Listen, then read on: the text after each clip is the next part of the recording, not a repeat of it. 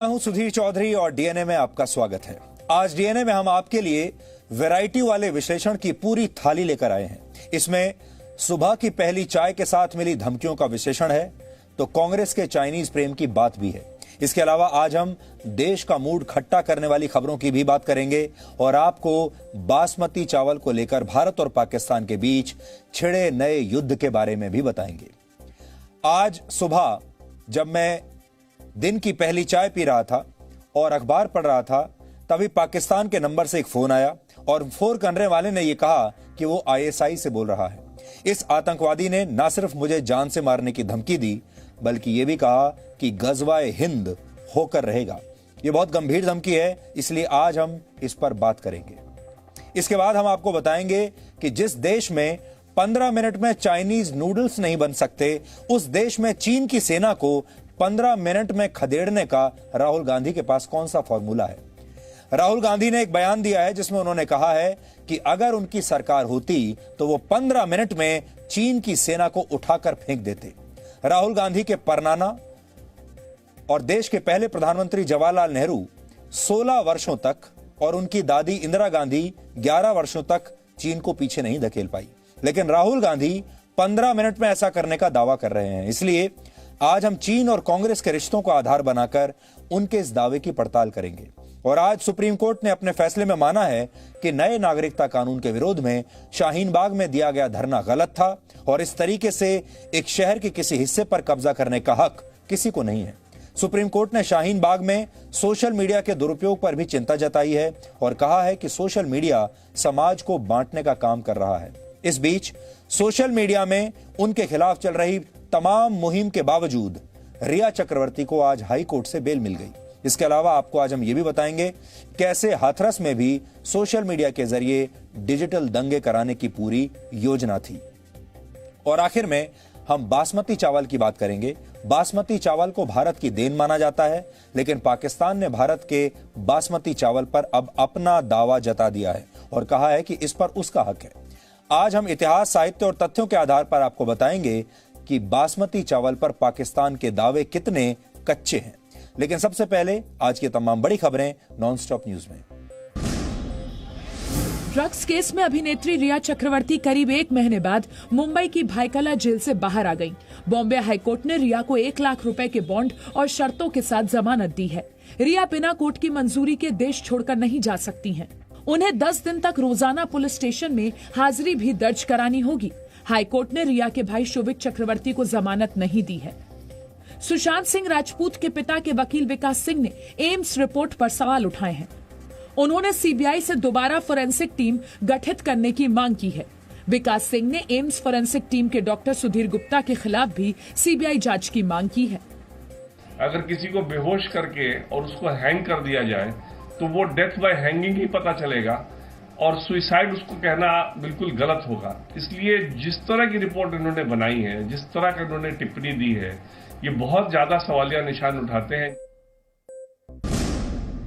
केंद्रीय सूचना और प्रसारण मंत्री प्रकाश जावड़ेकर ने टेलीविजन चैनलों के बीच चल रही टेलीविजन रेटिंग पॉइंट यानी टीआरपी रेस पर सवाल उठाए हैं।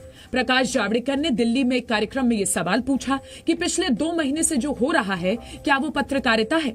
जावड़ेकर ने कहा कि पहले पीठ पत्रकारिता, फिर पेड न्यूज, उसके बाद फेक न्यूज और अब टीआरपी पत्रकारिता हो गई है। पिछले 2 सप्ताह का या 2 महीने का भी आप जरा याद करो कैसे रिपोर्टिंग आया है, तो भी हमें समझेगा कि कहां तक पहुंच गई है। ये टीआरपी का अनावश्यक बोझ मीडिया को कभी न कभी बंद करना पड़ेगा, सुधारना पड़ेगा या कुछ अच्छा उसका रूप देना पड़ेगा। प्रकाश जावड़ेकर ने कहा कि सरकार चाहती है कि मीडिया खुद को नियंत्रित करे। उन्होंने कहा कि टीआरपी का अनावश्यक बोझ बदलने की जरूरत है। जावड़ेकर के मुताबिक सरकार मीडिया की आजादी पर विश्वास करती है। हाथरस मामले में वेबसाइट को लेकर बड़ा खुलासा हुआ है। सूत्रों के मुताबिक वेबसाइट के जरिए पैसे जुटाकर दंगा फैलाने की साजिश रची जा रही थी। पूर्व आईपीएस और बीजेपी नेता बृजलाल ने कहा है कि यूपी में जातीय हिंसा फैलाई जा सके, इसके लिए 100 करोड़ की फंडिंग भी की गई। कुछ लोग इस दुखद घटना की आड़ में प्रदेश को हिंसा की आग में झोंकना चाहते थे। इसमें पीएफआई जैसा संगठन भी सम्मिलित था और विदेशों से भी 100 करोड़ रुपया इस दंगा फनाने के लिए रुपए आए। हाथरस में पीड़ित परिवार के घर की सुरक्षा बढ़ा दी गई है। प्रशासन ने निगरानी के लिए परिवार के घर पर सीसीटीवी लगा दिए हैं। अब पीड़िता के घर वाले जहां कहीं भी जाएंगे, सुरक्षा कर्मी उनके साथ होंगे। सुरक्षा के शुरू से ही काफी पुख्ता इंतजाम किए गए हैं। 3 लेयर सिक्योरिटी है और जिसमें रात और दिन लगातार सुरक्षा दी जा रही है। साथ ही साथ आज मेटल डिटेक्टर लगाया गया है ताकि जो भी अंदर जा रहे हो आ रहे हो सभी की अच्छे से जांच हो सके। इस मामले की जांच कर रही एसआईटी को रिपोर्ट सौंपने के लिए अब 10 दिनों का समय और मिल गया है। आज सुबह लगभग 10 बजे एसआईटी की टीम पीड़ित परिवार से मिलने पहुंची, जहां टीम ने पीड़ित परिवार से 1 घंटे तक मुलाकात की। एसआईटी की टीम ने यहां बयान दर्ज किए। हाथरस में दंगे की साजिश पर यूपी के मुख्यमंत्री योगी आदित्यनाथ ने विपक्ष पर फिर सवाल खड़े किए और लोगों को जाति मजहब के नाम पर बांटने की साजिश का आरोप लगाया है। किसी की साजिश को सफल नहीं होने देंगे। किसी गरीब के भविष्य के साथ खिलवाड़ करने की इजाजत किसी को नहीं देंगे। ये सभी षड्यंत्रकारी बेनकाब होंगे। कानूनन कार्रवाई भी सख्ती के साथ ऐसे तत्वों के साथ हम लोग करेंगे। इस आरोप पर कांग्रेस नेता अधीर रंजन चौधरी ने कहा कि योगी सरकार ने उत्तम प्रदेश का वादा करके यूपी को अधर प्रदेश बना दिया है। हाथरस की घटना इसलिए अलग है कि हाथरस में ये बलात्कारियों को बचाने के लिए सरकार खुद मैदान उतारे हैं। बलात्कारी आज यूपी सरकार से मदद मिल रहे हैं। वहीं समाजवादी पार्टी ने एसआईटी को जांच के लिए 10 दिन देने पर सवाल उठाए हैं। सरकार कहती है और अधिकारी जो काम कर रहे हैं, जो जांच कर रहे हैं, उनमें तालमेल बन नहीं पा रहा है। कुछ तो गड़बड़ है, कुछ तो बात है जिसके लिए ये फिर 10 दिन समय दिया गया है। जी न्यूज को 24 घंटे में पाकिस्तान से दूसरी धमकी आई है। जी न्यूज के संपादक सुधीर चौधरी को आज सुबह पाकिस्तान के नंबर से ये धमकी आई। इस आतंकवादी को इस बात से परेशानी थी कि जी न्यूज तेजी से आगे बढ़ते कश्मीर का सच दुनिया को क्यों दिखा रहा है और पाकिस्तान की पोल क्यों खोल रहा है।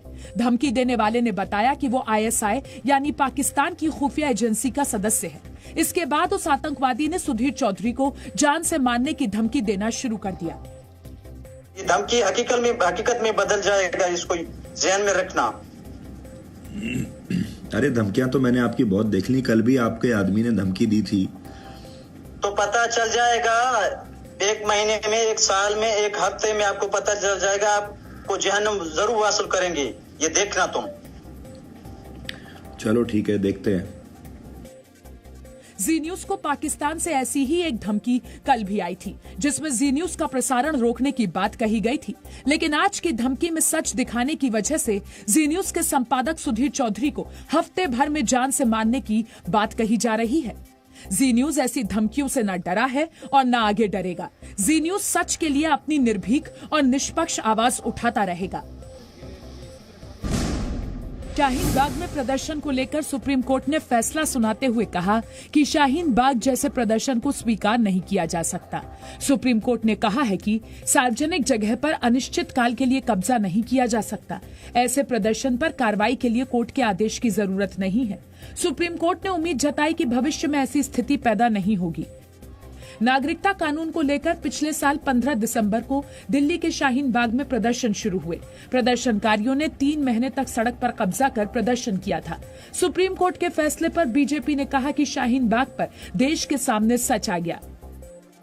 कांग्रेस और आम आदमी पार्टी जिस प्रकार से समर्थन दे रहे थे शाहीन बाग को और जिस प्रकार से एक षड्यंत्र के अंतर्गत दिल्ली में दंगे करवाने का प्रयोजन हो रहा था, वह आज हिंदुस्तान की जनता के सामने सुप्रीम कोर्ट के इस वर्डिक्ट के माध्यम से सच सामने आ गया है। राजस्थान के बाड़मेर में नाबालिग लड़की का अपहरण कर उससे गैंगरेप का आरोप लगा है। वारदात को उस वक्त अंजाम दिया गया जब उसके परिवार के लोग पंचायत चुनाव में वोट डालने के लिए गए थे। पुलिस के मुताबिक नाबालिग लड़की से गैंगरेप के बाद उसे बेहोशी की हालत में फेंक दिया गया। परिवार वालों की शिकायत पर पुलिस ने पॉक्सो एक्ट और IT एक्ट के तहत केस दर्ज कर लिया है। निश्चित रूप से जो संदिग्ध है वो कुछ बच्चों से पूछताछ भी चल रही है और यहाँ अस्पताल में हमने इसका बेहतर इलाज करने के लिए जो चिकित्सक है उन सबको पाबंद किया है। निश्चित रूप से ये एक बहुत ही घिनौना कृत्य है और निश्चित रूप से ये जल्दी वर्कआउट है। पीड़िता के बयान के आधार पर पुलिस की कई टीमें आरोपियों की तलाश कर रही हैं। एक पत्रकार के तौर पर पिछली रात या पिछले दिन किसी ने कैसा काम किया है, इसकी पहचान कैसे होनी चाहिए? इसका एक तरीका तो यह है कि आप सोशल मीडिया पर आपकी सच्ची झूठी तारीफों का विश्लेषण करें और इसी के आधार पर अपने आप को सफल या असफल मान लें। दूसरा तरीका यह है कि आप इस बात का इंतजार करें कि सच दिखाने के बाद आपके दुश्मन आपको कैसे प्रतिक्रिया देते हैं। कोई न्यूज चैनल या कोई पत्रकार जब पिछली रात अच्छा काम करता है तो उसके दिन की शुरुआत टीआरपी से नहीं बल्कि धमकियों से होती है। जी न्यूज के साथ एक बार फिर ऐसा ही हुआ। आज सुबह जब मैं सुबह की चाय पी रहा था, अखबार पढ़ रहा था, तभी अचानक पाकिस्तान के एक नंबर से कॉल आया। कॉल उठाते ही सामने वाले व्यक्ति ने कहा कि वो आईएसआई से बोल रहा है, यानी वो पाकिस्तान की खुफिया एजेंसी का सदस्य है या फिर उसके लिए काम करता है। इसके बाद इस आतंकवादी ने मुझे जान से मारने की धमकी दी और उसे इस बात से परेशानी थी कि जी न्यूज तेजी से आगे बढ़ते कश्मीर का सच दुनिया को क्यों दिखा रहा है और पाकिस्तान की पोल क्यों खोल रहा है। इस पर अपनी नाराजगी उसने जताई और उसके बाद धमकियां देनी शुरू कर दी। सबसे खतरनाक बात यह है कि उसने ये भी कहा कि भारत में गजवाए हिंद होकर रहेगा। आपने जान से मार देने की धमकियों के बारे में सुना तो बहुत होगा, पढ़ा बहुत होगा, लेकिन ये धमकियां कैसे होती हैं, एक बार आज आप सुनकर देखिए। ये धमकी हकीकत में बदल जाएगा, इसको ध्यान में रखना। अरे धमकियां तो मैंने आपकी बहुत देख ली, कल भी आपके आदमी ने धमकी दी थी। तो पता चल जाएगा, एक महीने में, एक साल में, एक हफ्ते में आपको पता चल जाएगा। आपको जहन्नम जरूर वासल करेंगे, ये देखना तुम। चलो ठीक है, देखते हैं। बात सुनो, ये न्यूज़ पर ये जो है ना, आप जो है ना धमकियां मारते हैं गीदड़ वाले, ये बंद कर दो तो अच्छा है। देखिए ये तो बंद नहीं हो सकता। अच्छा हाँ तो ठीक है, तो फिर हम आपको बंद कर देंगे पर एवर एंड एवर। कैसे बंद करोगे, ये आपके हाथ में नहीं है। वो तो आपको पता चलेगा। आप समझ रहे कि मैं हिंदुस्तान में हूँ तो आप सेफ एंड सिक्योर है। आप कहीं भी बैठे हो, मैं तब भी सेफ एंड सिक्योर हूँ, मैं डरता नहीं आपसे। आप डरोगे, हम आपको डराएंगे जबरदस्ती, सिर्फ डराएंगे नहीं, जो हम चाह रहे हैं वो करेंगे इंशाल्लाह। We will do that. क्या करेंगे आप? वो तो आपको पता चल जाएगा जब हमारे जवान आपके पास आएंगे और आपके ऊपर जो है ना तान लेंगे अपना जो है ना उसका हथियार, फिर आपको पता चल जाएगा कि क्या हमने what actually I did wrong. You आपको पता चलेगा कि हमने क्या किया था। ये आप कश्मीर में जो आप कर रहे हैं ना, ये आपकी सीना जो है ना, जो आपको कह रहे हैं कि हमारी एक प्रोफेशनल सीना है, ये आप गलत कर रहे हैं। देखिए कश्मीर भारत का है, हिंदुस्तान का है और उसी का ही रहेगा। ऐसा करें, वहां पर चुनाव करवाएं। अगर जिस कश्मीरी पीपल ने आपके हक में वोट दिया तो आप ले जाइए, नहीं तो हम ले जाएंगे। अरे हम अपने ही इलाके में चुनाव क्यों करवाएंगे? हमारे यहाँ तो चुनाव होता ही था। आपने देखा नहीं, कश्मीर में हर साल, हर 5 साल में चुनाव होता है। कश्मीर की असेंबली है, कश्मीर की सरकार है। तो वो कहते हैं ना, जिसकी लाठी उसकी भैंस। जो आप जो जबरदस्ती करवाते हैं तो ये आपका कश्मीर हो गया, बस कश्मीर आपका हो गया। कश्मीर हमारा है, हमारा शहर है। अरे कैसे आप दावा करते हो कश्मीर के ऊपर? कश्मीर तो आपका कभी था ही नहीं। कश्मीर हमारा है और पूरा हिंदुस्तान हमारा है। इंशाल्लाह तुम देखोगे गजवाए हिंद होकर रहेगा। पाकिस्तान से जो कल धमकी आई थी उसमें उन्होंने ये कहा था कि वो जी न्यूज के सैटेलाइट सिग्नल्स को हैक कर लेंगे और जी न्यूज का प्रसारण कल रात 12 बजे के बाद बंद हो जाएगा। ऐसा कर नहीं पाए क्योंकि हमने तमाम एहतियात बरती थी। आज जी न्यूज की आवाज जब नहीं बंद कर पाए तो आज धमकी दी कि मेरी आवाज हमेशा के लिए बंद कर देंगे। कल भी हमने आपसे ये कहा था कि किसी भी न्यूज चैनल की जो ताकत होती है, उसकी जो मारक क्षमता होती है और उसकी जो रीच होती है, वो किसी भी मिसाइल से ज्यादा होती है। और ये बात हमने देख ली और हमें इस बात की बहुत खुशी है। मीडिया में बहुत ताकत होती है, किसी भी न्यूज चैनल में बहुत ताकत होती है, लेकिन मीडिया को अपनी ताकत का सही इस्तेमाल करना चाहिए। और हमें बहुत खुशी है कि जी न्यूज जब पाकिस्तान के खिलाफ दुनिया को सच्चाई बताता है या चीन के खिलाफ दुनिया को सच्चाई बताता है, तो वो बात उन तक पहुंचती है, उन्हें चुभती है, उनका नुकसान इससे होता है और वो परेशान होते हैं। ये सारी धमकियां इस बात का सबूत हैं कि जी न्यूज जहां पर अपनी वैचारिक मिसाइल दाग रहा है, वो ठीक अपने निशाने पर लग रही है और जो हम चाहते थे ठीक वैसा ही हो रहा है। पाकिस्तान ने वैसे तो जी न्यूज को बैन कर रखा है, हमारा प्रसारण पाकिस्तान में बंद है, लेकिन ये तमाम आतंकवादी, पाकिस्तान की सरकार, वहां के जो फौज है या वहां की जो ISI है, ये सोशल मीडिया के माध्यम से और इंटरनेट के माध्यम से जी न्यूज पर लगातार नजर रखते हैं। हम जानते हैं सारे दिन जी न्यूज की मॉनिटरिंग पाकिस्तान में होती है, DNA की मॉनिटरिंग पाकिस्तान में होती है। इस समय जब हम आपको ये खबर दिखा रहे हैं, इस समय भी ये पाकिस्तान के तमाम आतंकवादी, वहां की सेना के अफसर और वहां के ISI के अफसर, ये तमाम लोग इस समय भी इस टेलीकास्ट को देख रहे हैं और वो जानने के लिए बड़े उत्सुक रहे होंगे पूरे दिन कि देखते हैं आज जी न्यूज उनके बारे में क्या कहता है। तो ये तमाम धमकियों के बावजूद हम पाकिस्तान के लोगों को, वहां की सरकार को ये बताना चाहते हैं कि कश्मीर पर हमने हमेशा सच बोला है और कश्मीर पर सिर्फ भारत का ही कब्जा है और रहेगा और भारत का अधिकार कश्मीर पर है, लोकतांत्रिक अधिकार है ये, और जी न्यूज पर कश्मीर को लेकर ये खबरें नहीं रुकेंगी। वर्ष 1962 में चीन ने भारत पर हमला किया था। वो युद्ध लगभग 1 महीने तक चला था। उस युद्ध में चीन की सेना ने भारत की बड़ी जमीन पर कब्जा कर लिया था। उस समय जवाहरलाल नेहरू भारत के प्रधानमंत्री थे। वो भारत के सबसे मजबूत प्रधानमंत्रियों में से एक माने जाते थे, लेकिन तब भी वो कुछ कर नहीं पाए। लेकिन जवाहरलाल नेहरू के परनाती राहुल गांधी का अब यह कहना है कि वो सत्ता में अगर होते, यानी अगर उनकी सरकार होती, तो सिर्फ 15 मिनट में चीन की सेना को वहां से खदेड़ देते। सिर्फ भगा नहीं देते, बल्कि चीन की सेना को उठाकर 100 किलोमीटर पीछे फेंक सकते हैं वो, अगर उनकी सरकार होती।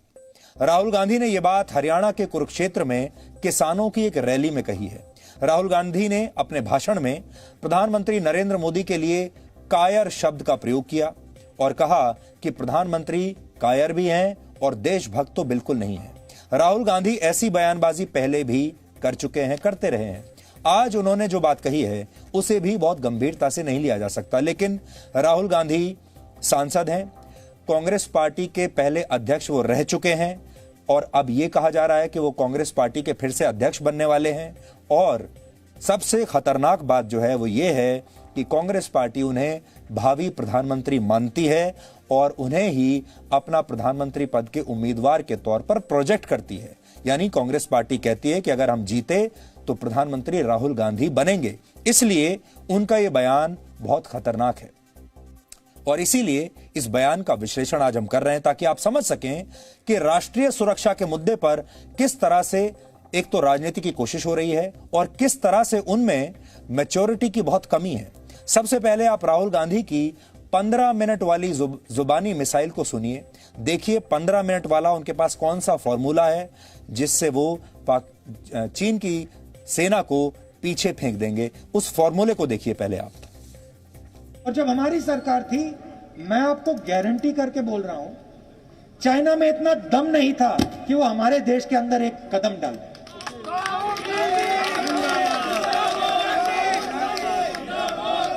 आज देखिए, बात समझिए।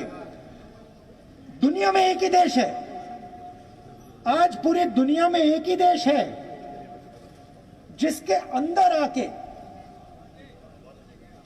अंदर कोई और देश की सेना आई, 1200 स्क्वायर किलोमीटर ले गई और कायर प्रधानमंत्री कहता है कि इस देश की जमीन किसी ने नहीं ली।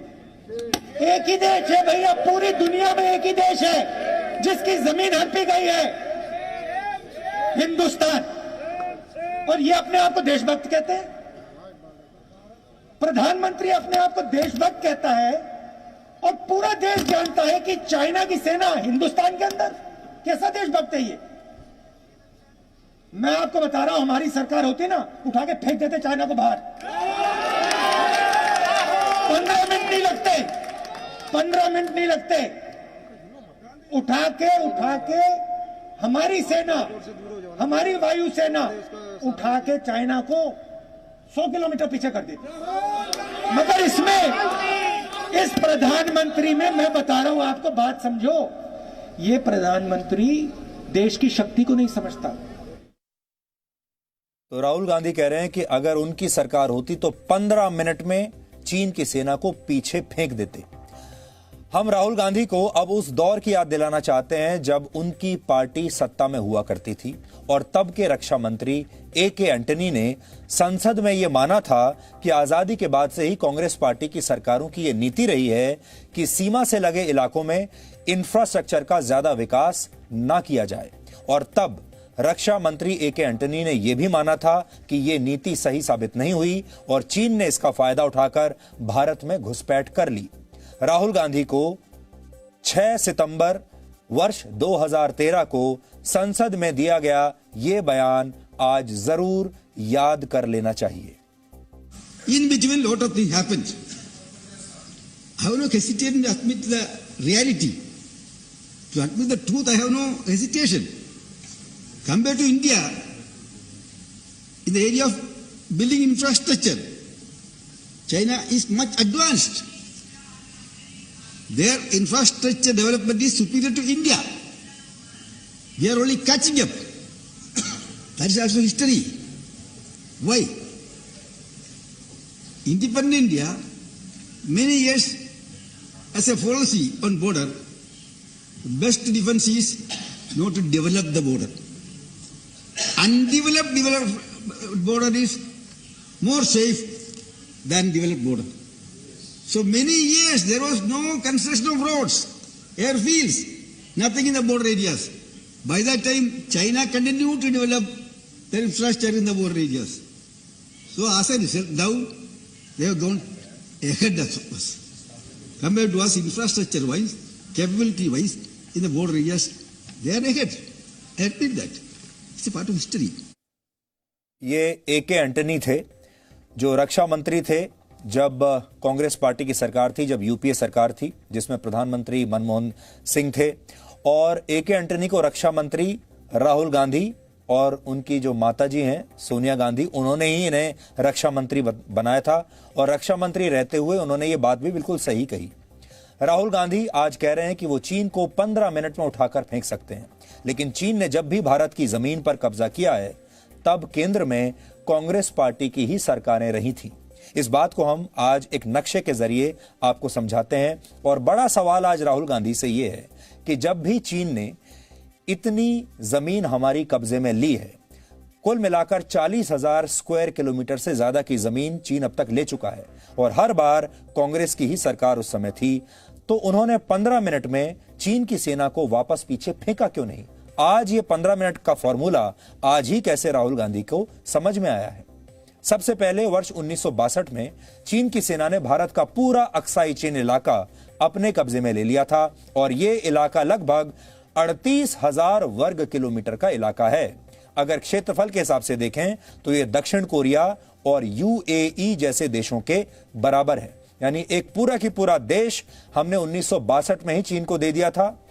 प्रधानमंत्री थे जवाहरलाल नेहरू और जवाहरलाल नेहरू 15 मिनट क्या, 15 घंटे क्या, 15 दिन क्या, 15 हफ्ते, 15 महीने और 15 साल तक भी चीन को 1 इंच पीछे भेज नहीं पाए और इसमें से 1 इंच जमीन भी वापस नहीं ले पाए। 15 मिनट तो छोड़ दीजिए, 15 साल में भी नहीं ले पाए। इसके ठीक 1 वर्ष बाद यानी 1963 में पाकिस्तान ने पीओके की लगभग 5,180 वर्ग मीटर जमीन चीन को तोहफे में दे दी। ये दोनों वो समय थे जब राहुल गांधी के परनाना जवाहरलाल नेहरू भारत के प्रधानमंत्री हुआ करते थे। 1962 और 1963 में उन्होंने कितनी कितनी जमीन चीन को दे दी, ये आपकी स्क्रीन पर इस नक्शे पर आपको दिखाई दे रही है। लेकिन जवाहरलाल नेहरू तब ये 15 मिनट वाला फॉर्मूला लागू नहीं कर पाए। 1962 से पहले ही चीन अरुणाचल प्रदेश की लगभग 90,000 वर्ग किलोमीटर जमीन पर दावा करता रहा है। हालांकि यहां पर भारत की सेना मुस्तैद है ताकि चीन यहां कोई दुस्साहस ना दिखा सके। चीन समय समय पर लद्दाख में छोटी मोटी घुसपैठ करता रहा है, हालांकि उसने कोई बड़ी जमीन पर कब्जा नहीं किया। वर्ष 2010 से 2013 के बीच चीन की सेना ने एक बार फिर से घुसपैठ तेज की। 2013 में नेशनल सिक्योरिटी एडवाइजरी बोर्ड ने इस बारे में एक रिपोर्ट पेश की थी, जिसमें दावा किया गया कि चीन की सेना पूर्वी लद्दाख के 640 वर्ग किलोमीटर इलाके पर कब्जा कर चुकी है। इस रिपोर्ट पर तब बहुत हंगामा हुआ था, लेकिन तब यूपीए सरकार ने इसे खारिज कर दिया था, या ये कह लीजिए कि छुपा लिया था। ये वो समय था जब केंद्र में डॉक्टर मनमोहन सिंह प्रधानमंत्री थे। राहुल गांधी की मां सोनिया गांधी को सुपर प्राइम मिनिस्टर कहा जाता था। खुद राहुल गांधी भी वर्ष 2004 से सक्रिय राजनीति में हैं। 2004 में आ गए थे। वर्ष 2013 में वो सांसद थे। कांग्रेस पार्टी ने उन्हें प्रधानमंत्री पद के उम्मीदवार के तौर पर प्रोजेक्ट करना शुरू कर दिया था उस समय। और 2013 में राहुल गांधी के पास ये पूरा मौका था कि वो चीन को उठाकर 100 किलोमीटर पीछे फेंक देते, लेकिन तब राहुल गांधी ने ऐसा कुछ नहीं किया। असल में अगर आप कहें तो 2004 से लेकर 2014 तक 10 साल पूरे राहुल गांधी के पास थे, जब वो इन 10 साल में चीन की सेना को पीछे फेंक सकते थे, लेकिन तब उन्होंने ऐसा नहीं किया। अब कह रहे हैं कि 15 मिनट में कर देंगे। राहुल गांधी आज जब विपक्ष में है तो बहादुरी की बातें कर रहे हैं, लेकिन वो जो कुछ भी कह रहे हैं उसका मतलब शायद खुद नहीं जानते। उन्हें अगर इतिहास के बारे में जानकारी होती तो शायद ऐसी बातें बोलने से पहले एक बार क्रॉस चेक जरूर करते। राहुल गांधी के परनाना जवाहरलाल नेहरू लगभग 16 साल तक देश के प्रधानमंत्री रहे। 1962 के युद्ध के बाद भी जवाहरलाल नेहरू लगभग 2 वर्ष तक अपने पद पर रहे। वर्ष 1964 में उनका निधन हुआ था। नेहरू हमेशा चीन से अच्छे रिश्तों के समर्थक थे। उन्होंने चीन पर विश्वास किया, लेकिन बदले में उन्हें धोखा मिला। लेकिन उन्होंने इस धोखे से भी शायद कोई सबक नहीं सीखा। भारत चीन युद्ध समाप्त होने के बाद संसद में इस मुद्दे पर तब बहस हुई थी। उस बहस में तब के कांग्रेस सांसद महावीर त्यागी ने जवाहरलाल नेहरू से एक सवाल पूछा था, बड़ा दिलचस्प सवाल। उन्होंने पूछा कि वो अक्साई चिन्ह वापस पाने के लिए क्या कर रहे हैं। यानी जो सवाल आज राहुल गांधी इस सरकार से पूछ रहे हैं, यही सवाल नेहरू से पूछा गया था। और इस पर नेहरू का जवाब था कि अक्साई चिन्ह में तो घास का एक तिनका भी उगता नहीं, उस इलाके का हम क्या करेंगे। इस पर महावीर त्यागी ने अपने सिर से टोपी उतारी और कहा कि यहां पर भी कुछ नहीं उगता, तो क्या मैं अपना सिर कटवाकर किसी और को दे दूं। इस बात पर संसद में जोर का ठहाका लगा था, लेकिन कांग्रेस सांसद महावीर त्यागी के उस सवाल का जवाब आज 58 वर्ष के बाद भी देश ढूंढ नहीं पाया है। और यही कारण है कि आज जब राहुल गांधी चीन को लेकर इतनी बड़ी बड़ी बातें कर रहे हैं तो उनकी बातें लोगों को चुभती हैं। राहुल गांधी की दादी इंदिरा गांधी भी लगभग 16 साल तक प्रधानमंत्री रहीं।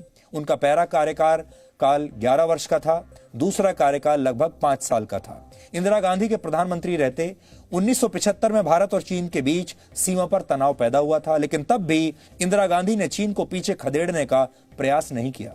राहुल गांधी के पिता राजीव गांधी भी 5 साल तक प्रधानमंत्री रहे। अपने पूरे कार्यकाल के दौरान राजीव गांधी ने एक बार भी चीन से अक्साई चिन्ह को वापस लेने की कोशिश नहीं की। यानी जो इलाका नेहरू ने गंवा दिया, ना तो उसे इंदिरा गांधी वापस ले पाई, ना ही राहुल गांधी के पिता राजीव गांधी उसे वापस ले पाए, और ना ही फिर जब उनकी दोबारा सरकार आई, यूपीए की सरकार, वो वापस ले पाए। अब देखते हैं कि चीन को उठाकर फेंकने का राहुल गांधी के पास जब मौका था तब वो क्या कर रहे थे।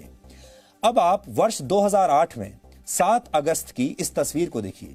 तब राहुल गांधी ने कांग्रेस पार्टी के महासचिव के तौर पर चीन की कम्युनिस्ट पार्टी के साथ एक समझौते पर हस्ताक्षर किए थे। तस्वीर में राहुल गांधी के पीछे उनकी मां सोनिया गांधी भी खड़ी हुई है। उनके साथ चीन के राष्ट्रपति शी जिनपिंग भी खड़े हुए हैं, जो उन दिनों चीन की कम्युनिस्ट पार्टी के महासचिव हुआ करते थे। कांग्रेस पार्टी और चीन की कम्युनिस्ट पार्टी के बीच किस बात का समझौता हुआ था ये तो कोई नहीं जानता, लेकिन इतना तय है कि उस समय भी राहुल गांधी ने चीन को उठाकर 100 किलोमीटर पीछे फेंकने की कोई बात तब चीन की कम्युनिस्ट पार्टी से नहीं की थी। अगर वो चाहते तो इस दिन, जबकि आप तस्वीर देख रहे हैं 2008 में, तब चीन से ये कह सकते थे कि जो जमीन आपने मेरे परनाना के समय पर हड़प ली थी, जो जमीन मेरी दादी के समय पर हड़प ली थी, जो जमीन उसके बाद मेरे पिता के रहते मेरे पिता ले नहीं पाए, उस जमीन को वापस कीजिए। चीन के प्रति कांग्रेस की सरकारों के ऐसे ही नरम रवैये का परिणाम यह हुआ कि चीन की सेना लगातार आगे बढ़ती रही, घुसपैठ करती रही और कभी भी उसे कोई जवाब नहीं मिला। पहली बार वर्ष 2017 में केंद्र सरकार ने सूचना के अधिकार के तहत यह बताया था कि भारत के कुल 43,180 वर्ग किलोमीटर क्षेत्र पर चीन का अवैध कब्जा है। आप फिर से सुन लीजिए, भारत की 43,180 वर्ग किलोमीटर जमीन पर, यह हो गया लगभग 44,000 वर्ग किलोमीटर की जमीन पर चीन का अवैध कब्जा है। आजादी से लेकर अब तक यह पूरे एक देश के बराबर है। अक्साई चिन्ह पर चीन के कब्जे के कारण भारत और चीन के बीच की सीमा आज लगभग 2000 किलोमीटर ही रह गई है, जबकि जो असली नक्शा हम देखते हैं उसके मुताबिक यह सीमा 4056 किलोमीटर लंबी होनी चाहिए थी। चीन अपने कब्जे वाले इलाके में तेजी से सड़क और पुल बना रहा है, यानी इंफ्रास्ट्रक्चर डेवलप कर रहा है, जबकि भारत ने कांग्रेस के शासन वाले समय में इस पर बिल्कुल ध्यान नहीं दिया। लद्दाख में सड़कें और पुल बनाने का अधिकतर काम या तो अटल बिहारी वाजपेयी के समय में हुआ या फिर 2014 के बाद शुरू हुआ, और ये हमारे लिए एक बहुत बड़ी परेशानी का कारण है, क्योंकि हम सीमा के आसपास हमारे पास कोई इंफ्रास्ट्रक्चर आज भी नहीं है, जिसकी वजह से भारतीय सेना को उन जगहों तक पहुंचने में बहुत कठिनाई होती है।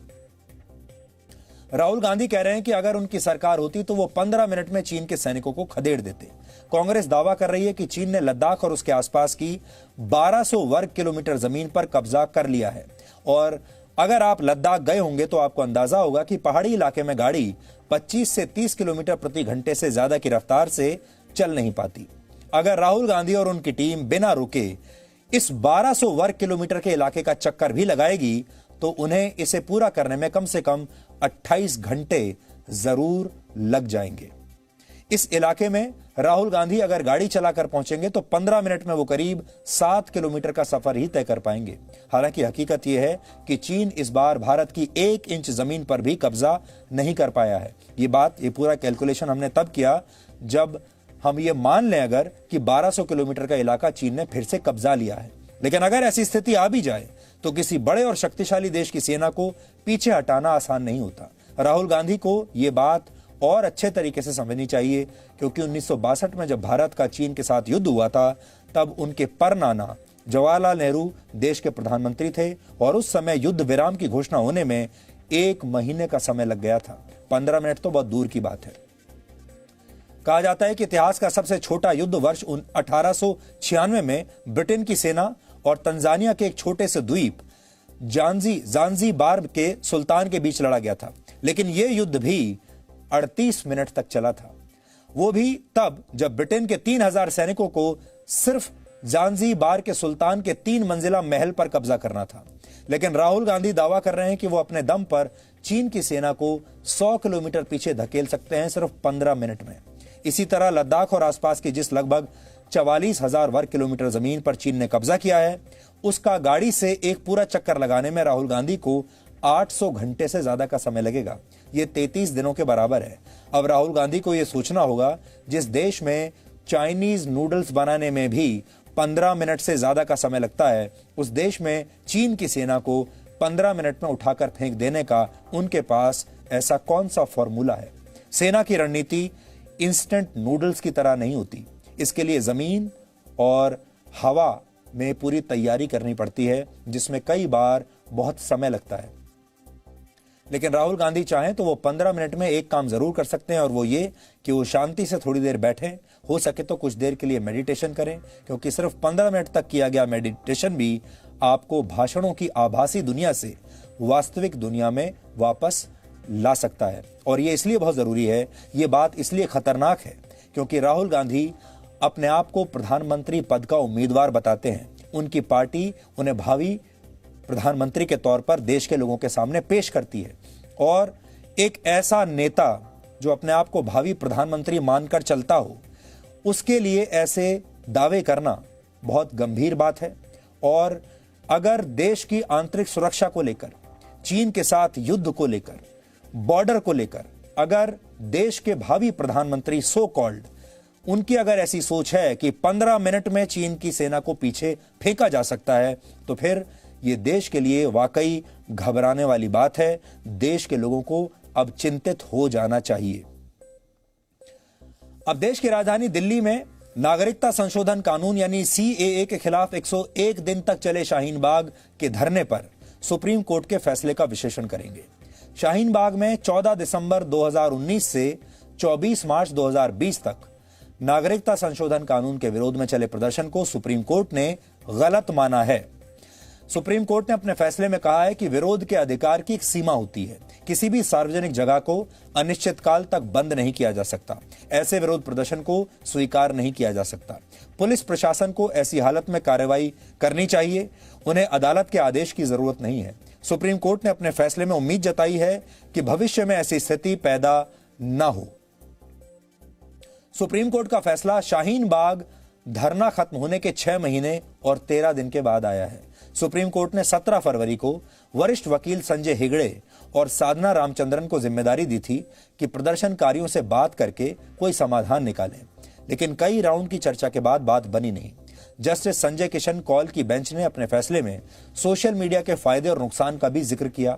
उन्होंने अपने फैसले में लिखा है, शाहीन बाग धरने के दौरान सोशल मीडिया से समाज में ध्रुवीकरण हुआ। दोनों पक्षों के बीच ऐसी बहस छिड़ी जिसका कोई सार्थक नतीजा नहीं निकला है। इस वर्ष की बड़ी खबरों की अगर हम बात करें तो ये बात शाहीन बाग की अगर आप देखें तो उस जमाने में शाहीन बाग को लेकर सोशल मीडिया में बहुत आग फैलाई गई थी और इतने महीनों के बाद सुप्रीम कोर्ट ने अच्छा हुआ कि स्थिति को बिल्कुल स्पष्ट कर दिया है। सुप्रीम कोर्ट ने बता दिया है कि इस तरह के जो अवैध कब्जे हैं ये गलत कब्जे थे। आपको याद होगा उस जमाने में मैंने भी वहां जाकर जाने की कोशिश की थी, हमें भी वहां जाने की इजाजत नहीं मिली थी और उस समय सोशल मीडिया पर शाहीन बाग हर रोज ट्रेंड करता था। सोशल मीडिया पर शाहीन बाग के बारे में हर रोज लिखा जा रहा था और पूरे देश को ऐसा लगता था जैसे शाहीन बाग से ही पूरी दुनिया इस समय संचालित हो रही है। और सुप्रीम कोर्ट ने आज ये साफ कर दिया है कि इस तरह के धरने स्वीकार नहीं किए जाएंगे और सोशल मीडिया में भी जो भूमिका निभाई गई है वो भी नकारात्मक थी। इस वर्ष की बड़ी खबरों की बात करें तो चाहे शाहीन बाग हो या दिल्ली में दंगे हों, सुशांत सिंह राजपूत की मौत हो या फिर हाथरस का हत्याकांड, इन सभी खबरों में सोशल मीडिया की भूमिका लगातार सवालों के घेरे में रही है। हर खबर को बड़ा बनाने के लिए झूठ का सहारा लिया गया, भावनाओं को भड़काने के लिए फर्जी अकाउंट्स बनाए गए, झूठे कैंपेन्स चले। सुप्रीम कोर्ट के आदेश के बाद एक बात और साफ हो गई है कि जी न्यूज ने शाहीन बाग के धरने के खिलाफ तब जो स्टैंड लिया था वो बिल्कुल सही था। आपको याद होगा जी न्यूज पहला ऐसा चैनल था जिसने इस शाहीन बाग के धरने को खुलकर चुनौती दी थी। हमने इस धरने को देश की राजधानी के हिस्से पर अनाधिकृत कब्जा बताया था। शाहीन बाग को 101 दिनों के लिए अलग देश की शक्ल दे दी गई थी। ऐसा लगता था जैसे कोई अलग देश बन चुका है। यहां प्रदर्शन कर रहे लोगों की इजाजत के बिना पुलिस भी अंदर नहीं जा सकती थी। प्रदर्शन कर रहे लोगों की पसंद के लोग ही यहां पर आ सकते थे और जिस तरह किसी दूसरे देश में जाने के लिए वीजा की जरूरत होती है उसी तरह शाहीन बाग पहुंचने के लिए वहां से जारी होने वाली पर्ची का आपके पास होना जरूरी हुआ करता था। और धरने पर बैठे लोगों से सच्चे सवाल पूछने पर जी न्यूज की एंट्री वहां पर बैन कर दी गई थी और उस समय भी जब हम वहां पर गए थे तो हमने इस बात को चुनौती दी थी और हमने कहा था कि ये जो हो रहा है ये गलत है।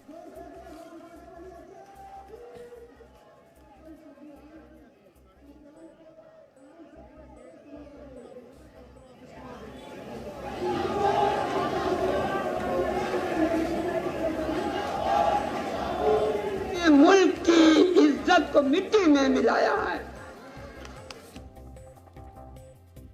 अब आपको एक और घटना के बारे में बताते हैं। हाथरस की घटना पर मीडिया का एक वर्ग लगातार आपको सच के अलग अलग संस्करण दिखा रहा है। हाथरस के बुलगड़ी गांव में इस समय भी ऐसे डिजाइनर पत्रकार मौजूद हैं जो ग्राउंड रिपोर्ट के नाम पर उछल कूद करने वाली रिपोर्टिंग और मनोरंजक रिपोर्टिंग आपके लिए कर रहे हैं। आपका उससे मनोरंजन तो होता ही होगा, लेकिन इस बात का ध्यान रखिएगा कि ये सारे लोग आपको गलत जानकारी भी दे रहे हैं, आपको बहका रहे हैं और इसी को अंग्रेजी में फेक न्यूज कहते हैं। अगर आप मनोरंजन के लिए इन सारे चैनल्स को देखते हैं तब अलग बात है, लेकिन अगर जानकारी के लिए देख रहे हैं तो जानकारी आप फिर से पुष्टि कर लीजिए।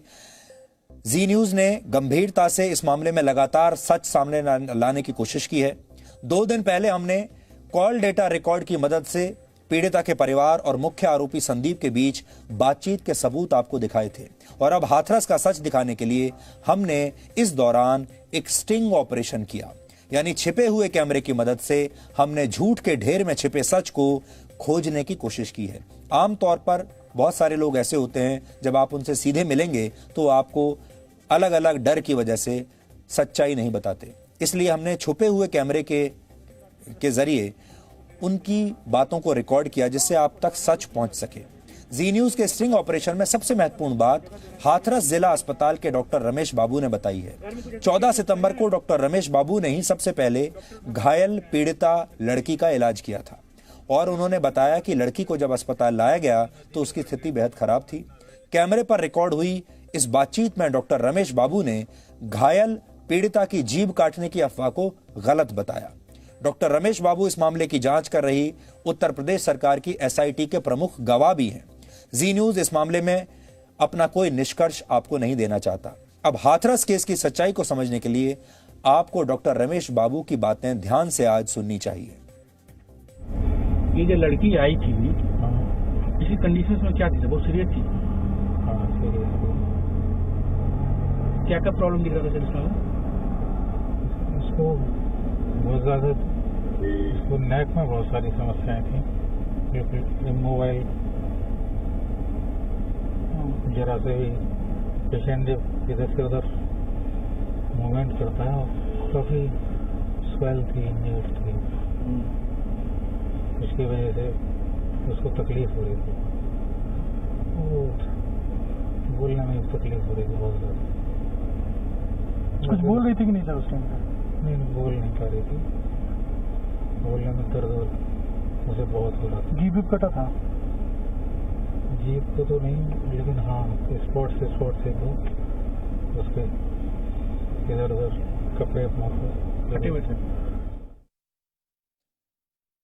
डॉक्टर रमेश बाबू के मुताबिक पीड़िता की गर्दन पर चोट लगी थी, यानी किसी ने तो उसके साथ मारपीट की थी। वो आरोपी कौन है, इसका पता लगाना अब जांच एजेंसियों की जिम्मेदारी है। हाथरस केस में एसआईटी के एक और महत्वपूर्ण गवाह हैं होमगार्ड शिव कुमार। होमगार्ड शिव कुमार हाथरस के चंदपा थाने में तैनात हैं। पीड़िता का परिवार सबसे पहले उसे लेकर इसी थाने में आया था। इसके बाद होमगार्ड शिव कुमार ने ही पीड़िता को इलाज के लिए हाथरस के जिला अस्पताल पहुंचाया था। शिव कुमार के मुताबिक तब ना तो पीड़िता और ना ही उसकी मां ने रेप की कोई बात उनसे कही थी, ना ही बताई थी। लड़की बोल रही थी, बात मैं बता रही बोल रही कि पुरानी सामने से और गला लगा दिया ऐसे। रेप का बोल रही थी क्या? रेप नहीं बताई, नहीं बताई ना, नहीं ना बताई ना, माँ ऐसी कोई बात बताई, पुरानी रंजिश बता रही कोई। रेप का नहीं बताई थी, हॉस्पिटल में भी नहीं बताई थी? मैंने बताई, मैंने कोई पुरानी रंजिश बताई।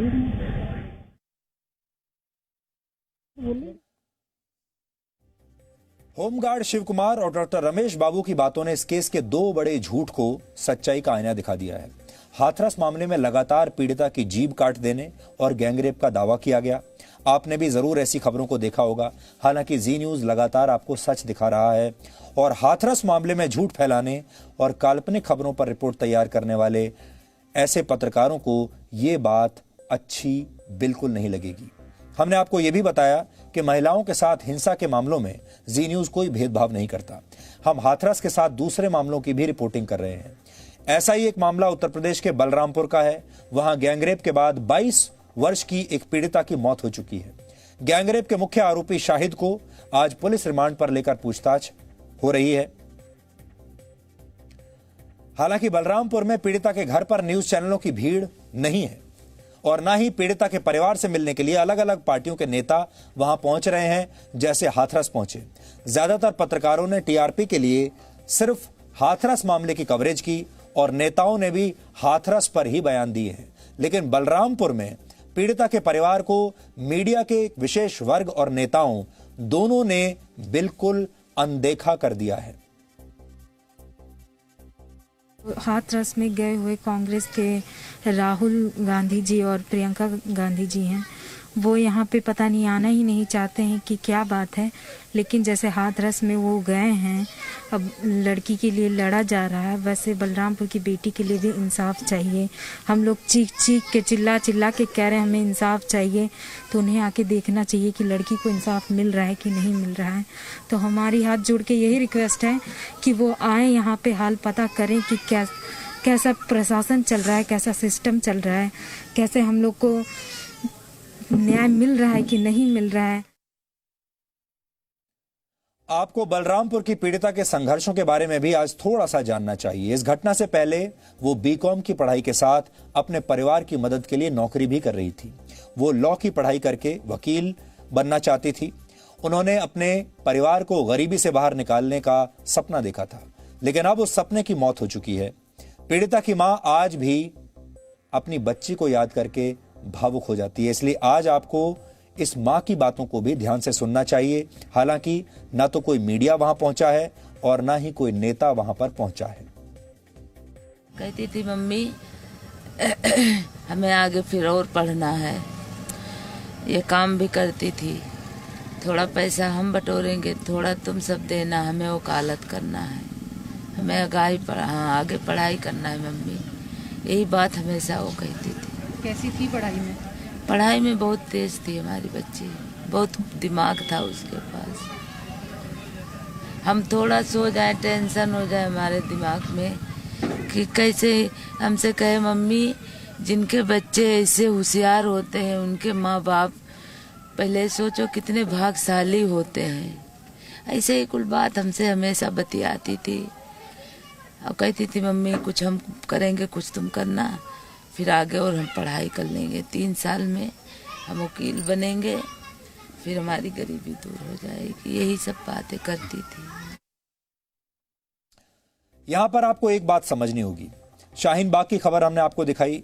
शाहीन बाग की पूरी आग सोशल मीडिया के माध्यम से फैली थी सबसे पहले।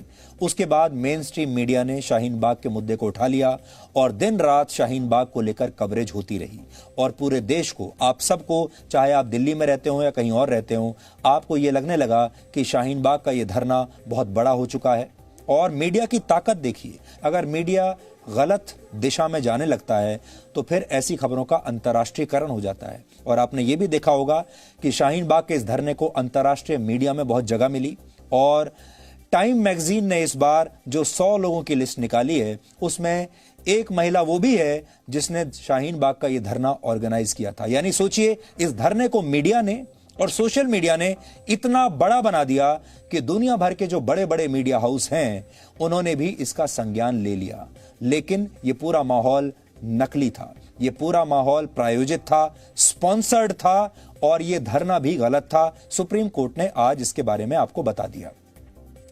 इससे जुड़ी हुई दूसरी चीज ये है, आजकल आप लगातार देख रहे होंगे पिछले 10 दिन से कि हाथरस का जो मामला है वो लगातार हेडलाइन में बना हुआ है और अलग अलग न्यूज चैनल्स के पत्रकारों में ये होड़ लगी हुई है कि हाथरस की उस बच्ची को न्याय कौन दिलाएगा। हर न्यूज चैनल न्याय दिलाने की बात कर रहा है, हर न्यूज चैनल और हर पत्रकार आपको सच दिखाने का दावा कर रहा है और सब लोग वहां दिन रात डटे हुए हैं। वहां से आपको ड्रामा देखने को मिल रहा है, वहां से आपको मारपीट देखने को मिल रही है, लोगों के अपमानजनक टिप्पणियां आ रही हैं और पत्रकार आपको यहां तक ये कह रहे हैं कि वो उन पर खुद पर अत्याचार हो रहा है और ये सारे पत्रकार बहुत बड़ी लड़ाई लड़ रहे हैं। इसके साथ ही हाथरस का जो पूरा मामला है सोशल मीडिया पर लगातार ट्रेंड कर रहा है।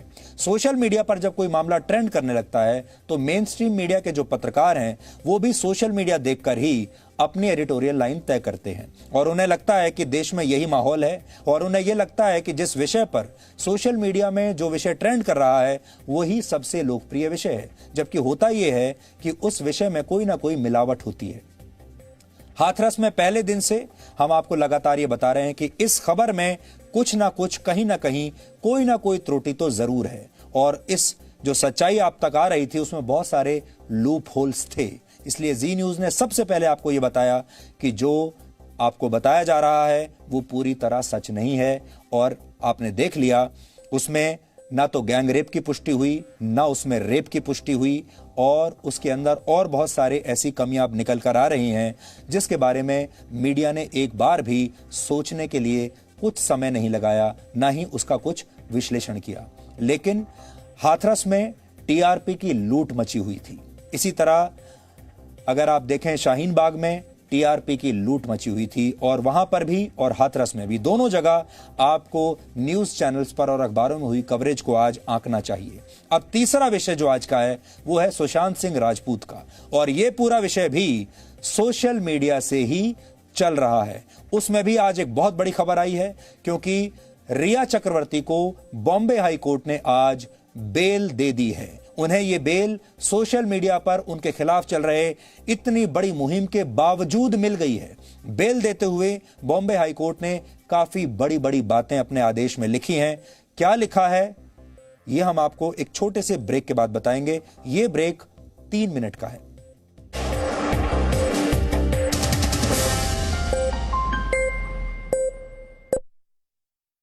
हाँ पता है, आज आपके लिए बहुत स्पेशल दिन है। आज मैं आपको बहुत मिस कर रही हूँ पापा। इतिहास में ऐसा पहली बार हो रहा है जब लेफ्टिनेंट के परिवार वाले पासिंग आउट परेड का हिस्सा नहीं बन पाए, लेकिन कोरोना काल में 130 करोड़ भारतीय उनसे यही कहना चाहते हैं, विजयी भव। पापा कहते हैं कि संभव की सीमा जानने के लिए असंभव से आगे निकलना पड़ता है, और योद्धा वही है जिसके मन में गौरवशाली परंपराओं के लिए सम्मान हो और जिसके कंधों पर अपने देश का अभिमान हो। Ladies and gentleman, lieutenant Anjali Kumar. Zee News, परंपरा संस्कारों की। सपने एक स्पर्श से जगते हैं। कहते हैं ना, पहला कदम ही सफलता की सीढ़ी बनता है। Yes, I know. How can I forget that? अरे दिव्या, कितना टाइम लगेगा यार? मम्मा मेरा अरे बहू, पूजा की थाली। परिवार की आशाएं बेड़ियां बनेंगी या पंख, चुनना आपको है। समय की धड़कन नहीं बदलती, समय के साथ हम बदलते हैं।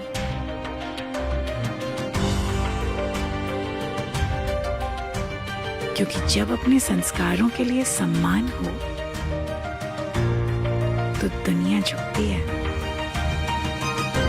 जी न्यूज, परंपरा संस्कारों की।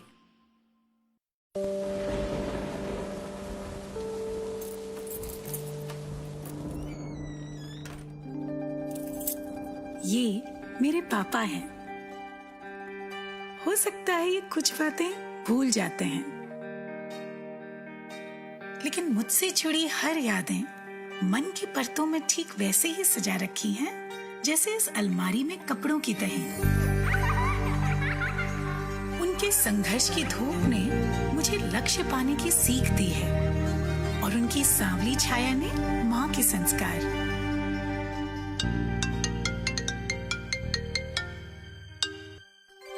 प्रणाम पापा। जीते रहो। आज तो हाँ पता है, आज आपके लिए बहुत स्पेशल दिन है।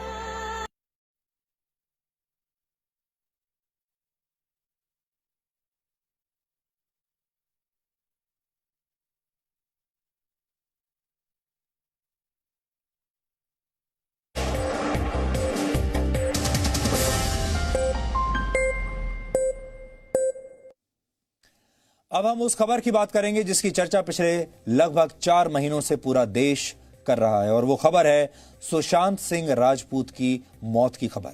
और उसमें आज सबसे बड़ी खबर यह है कि आज रिया चक्रवर्ती को बॉम्बे हाई कोर्ट ने आज बेल दे दी है, और उसके बारे में हम आपको बताएंगे। लेकिन उससे पहले एक और बड़ी खबर यह आ गई है कि कुछ देर पहले शिमला से खबर आई है, पूर्व सीबीआई डायरेक्टर अश्विनी कुमार ने आत्महत्या कर ली है।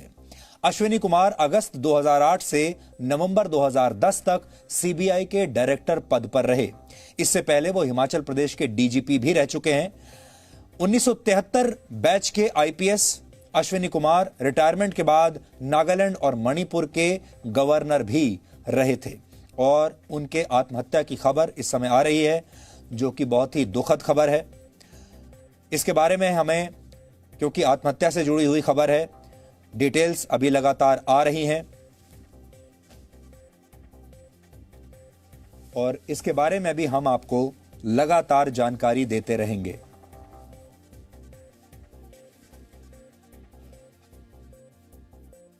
अब बड़ी बात यह है कि सीबीआई के एक पूर्व डायरेक्टर ने आत्महत्या कर ली है, लेकिन देखने वाली बात अब यह होगी कि देश के कितने लोग और देश का कौन सा मीडिया अब इनके लिए भी मुहिम चलाएगा और यह मांग करेगा कि सीबीआई के पूर्व डायरेक्टर ने अगर आत्महत्या की है तो क्यों की होगी, उसके पीछे के क्या कारण हो सकते हैं, क्या यह आत्महत्या है, क्या यह हत्या है, क्या इसकी भी जांच सीबीआई से करवाई जाएगी, क्या इसे लेकर भी मीडिया दिन रात कवरेज करेगी, क्या अश्विनी कुमार के परिवार को भी न्याय दिलाने के लिए हमारे देश में कोई मुहिम चलेगी, ठीक वैसे ही जैसे सुशांत सिंह राजपूत को लेकर मुहिम चली थी। आज आपके लिए भी एक अच्छा सवाल हो सकता है, क्योंकि एक सीबीआई डायरेक्टर ने आत्महत्या की है, इसके पीछे कोई ना कोई कारण तो रहा होगा।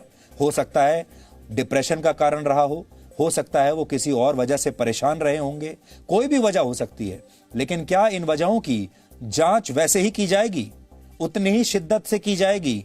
क्या इन्हें भी न्याय दिलाने के लिए अब हमारे देश के जो जुझारू पत्रकार हैं वो दिन रात एक कर देंगे?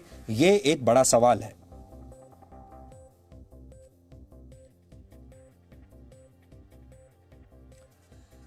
सुशांत सिंह राजपूत से जुड़े ड्रग्स कनेक्शन को लेकर पिछले 28 दिनों से रिया चक्रवर्ती जेल में है। रिया चक्रवर्ती को आज मुंबई की जेल से रिहा कर दिया गया है। आज बॉम्बे हाई कोर्ट ने उन्हें शर्तों के साथ जमानत दे दी। रिया चक्रवर्ती को अपना पासपोर्ट जांच एजेंसियों के पास जमा करना होगा, यानी वो विदेश नहीं जा पाएंगी। उन्हें अपने नजदीक के पुलिस स्टेशन में हर 10 दिनों में हाजिरी भी देनी होगी और ग्रेटर मुंबई से बाहर जाने के लिए उन्हें जांच करने वाले अफसरों को पहले जानकारी देनी होगी। अब आपको बताते हैं कि रिया चक्रवर्ती को जमानत मिली कैसे। एक बात याद रखिएगा कि रिया चक्रवर्ती के खिलाफ पूरे देश में एक माहौल बना हुआ है। सोशल मीडिया पर बहुत जबरदस्त मुहिम चल रही है, न्यूज चैनल्स पर बहुत जबरदस्त मुहिम चल रही है और ये सारे के सारे लोग चाहते हैं कि रिया चक्रवर्ती हमेशा जेल में बंद रहें। लेकिन फिर जमानत कैसे मिल गई? बॉम्बे हाई कोर्ट ने जमानत देते समय अपने आदेश में क्या लिखा है, कुछ बड़ी बातें हैं। जांच एजेंसियों को रिया चक्रवर्ती के पास बेचने लायक मात्रा में ड्रग्स नहीं मिली, ये हाई कोर्ट ने लिखा है। रिया चक्रवर्ती के अलावा सुशांत सिंह राजपूत के घर से भी ड्रग्स नहीं मिले हैं। इस वजह से फिलहाल रिया चक्रवर्ती के खिलाफ अपराध का मामला नहीं बनता। रिया चक्रवर्ती का कोई पुराना आपराधिक रिकॉर्ड भी नहीं है और अभी तक की जांच में ड्रग्स के रैकेट से उनका कोई सीधा संबंध नहीं मिला है। रिया ने अपने फायदे के लिए ना तो किसी को ड्रग्स बेची और ना ही दी। इसी आधार पर बॉम्बे हाई कोर्ट से रिया चक्रवर्ती को जमानत मिल गई और आज शाम करीब 5:30 बजे उन्हें जेल से रिहा कर दिया गया और आज वो इस समय अपने घर होंगी अपने परिवार के साथ।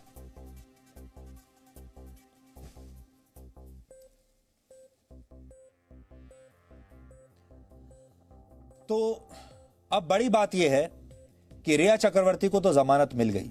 अब इसके बाद इस पूरे मामले में क्या होगा? अब आप अगर इस पर पूरा नजर डालें तो 4 महीने से दिन और रात आप लगातार सुशांत सिंह राजपूत के बारे में खबरें पढ़ रहे हैं, सुन रहे हैं और आपने ये भी देखा होगा कि पिछले 4 महीनों में हमारे देश के न्यूज चैनल्स ने इसके अलावा आपको और कुछ दिखाया नहीं। पहले कहा सुशांत सिंह राजपूत नेपोटिज्म के शिकार हुए हैं, यानी मुंबई के बड़े बड़े प्रोड्यूसर्स ने ही मिलकर उन्हें आत्महत्या करने पर मजबूर कर दिया। फिर रिया चक्रवर्ती का नाम आया, उसके बाद ड्रग्स का स्कैंडल आ गया और लगातार आरोप लगते जा रहे हैं। सोशल मीडिया में एक भी दिन ऐसा नहीं हुआ जब सुशांत सिंह राजपूत ट्रेंड ना कर रहे हों। इसलिए पूरे देश को यह लगा कि ये सबसे बड़ी खबर है, इससे बड़ी खबर 2020 की कोई और हो नहीं सकती। और हमारे देश का जो मीडिया है उसे भी यही लगा कि ये 2020 की सबसे बड़ी खबर है। कोरोना वायरस से भी बड़ी खबर है सुशांत सिंह राजपूत। चाइना, हमारे देश में चाइना की जो सेना है वो घुस आई, उससे भी बड़ी खबर है सुशांत सिंह राजपूत। और बाद में धीरे धीरे धीरे ये आत्महत्या हत्या में बदल गई और मांग ये उठने लगी कि ये हत्या हुई है, ये मर्डर हुआ है। और ये मर्डर किसने किया है? या तो ये किसी नेता ने किया है, इसमें शिवसेना का नाम भी आने लगा, इसमें रिया चक्रवर्ती का नाम भी आने लगा, मुंबई के बड़े प्रोड्यूसर्स का नाम भी आने लगा, बहुत लोगों के नाम इसमें शामिल हो गए। लेकिन अब एम्स का जो बोर्ड है, मेडिकल बोर्ड, उसने ये कह दिया कि हमें इसमें हत्या की कोई संभावना दिखाई नहीं दे रही, ये सारी जांच के बाद आत्महत्या ही लगती है। और सीबीआई भी अभी तक किसी नतीजे पर नहीं पहुंची है। तो अब बड़ी बात यह है कि 4 महीने से आपको जो कुछ बताया जा रहा है, जो ट्रेंड आप लगातार देख रहे हैं, जिन लोगों ने इंसाफ दिलाने की कसम खा ली थी, अब वो सारे लोग क्या करेंगे। इसलिए आज दर्शकों के लिए बहुत जरूरी है कि वो वापस उन कहानियों को और उन खबरों को रिविजिट करें, दोबारा उन्हें याद करें। आपको आज शाहीन बाग दोबारा याद करना चाहिए। शाहीन बाग के बारे में आपसे क्या कहा गया था, नए नागरिकता कानून के बारे में आपसे क्या कहा गया था, दिल्ली में हुए दंगों के बारे में आपसे क्या कहा गया था, आपके देश के मीडिया ने आपको क्या बताया था।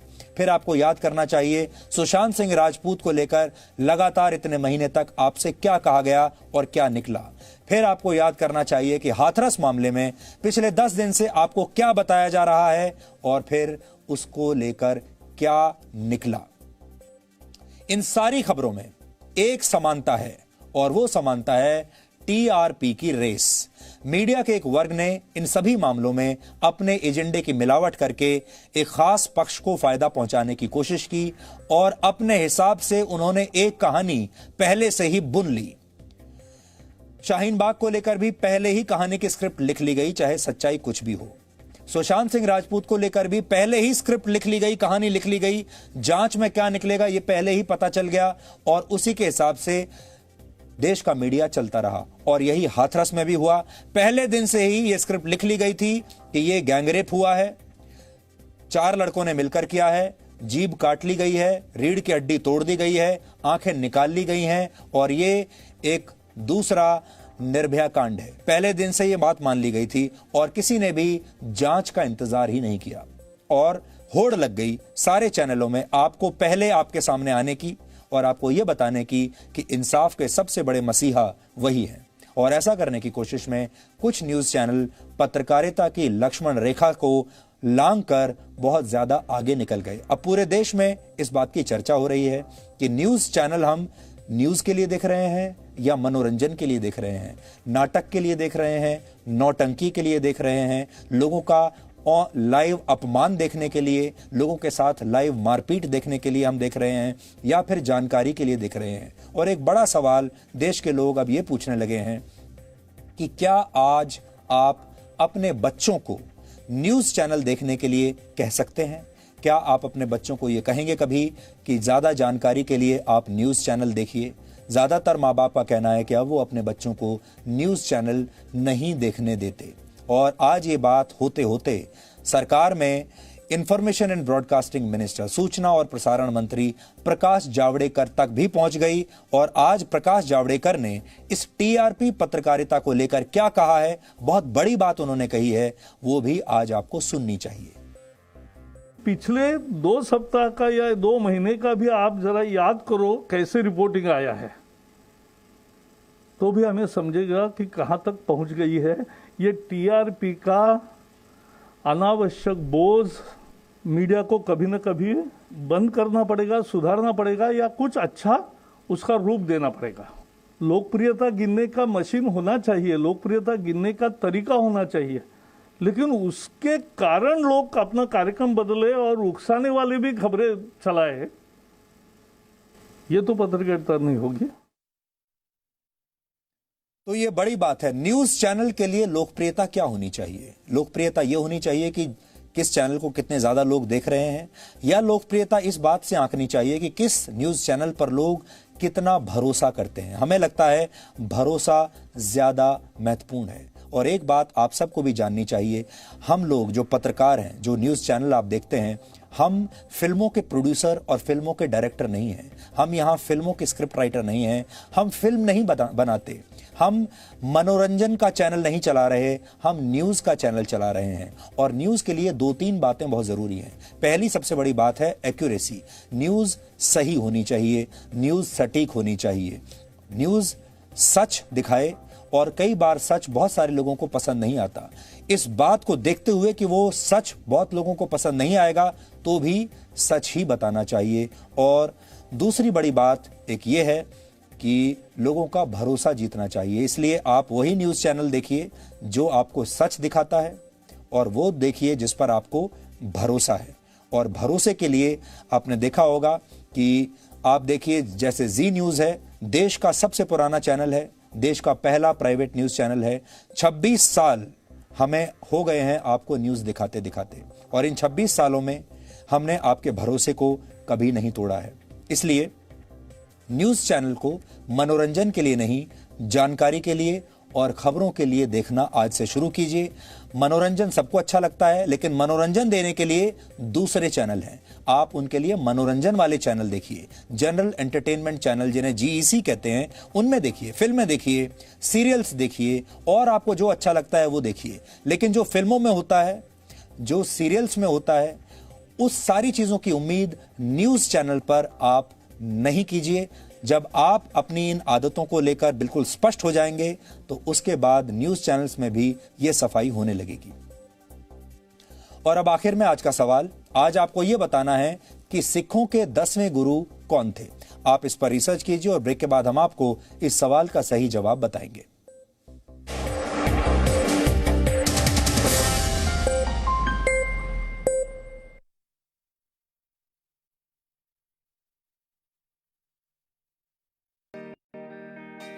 लेकिन मुझसे जुड़ी हर यादें मन की परतों में ठीक वैसे ही सजा रखी हैं, जैसे इस अलमारी में कपड़ों की तहें। उनके संघर्ष की धूप ने मुझे लक्ष्य पाने की सीख दी है, और उनकी सांवली छाया ने माँ के संस्कार।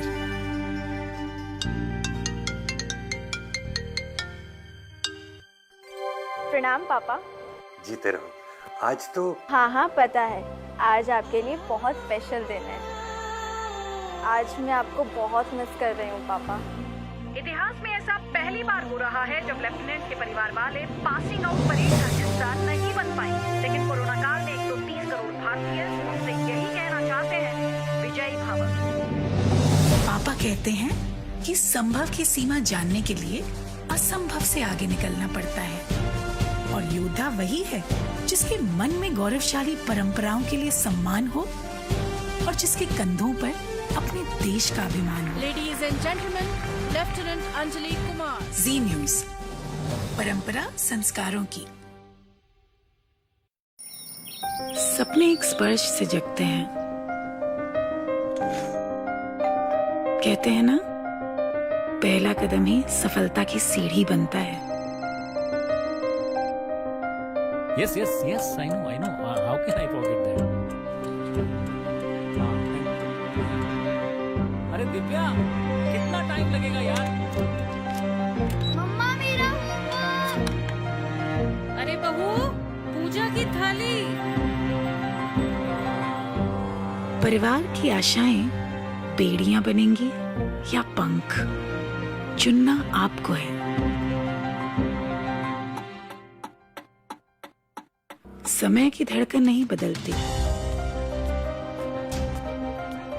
समय के साथ हम बदलते हैं।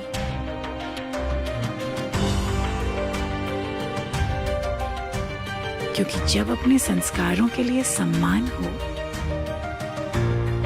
तो दुनिया झुकती है। जी न्यूज़, परंपरा संस्कारों की।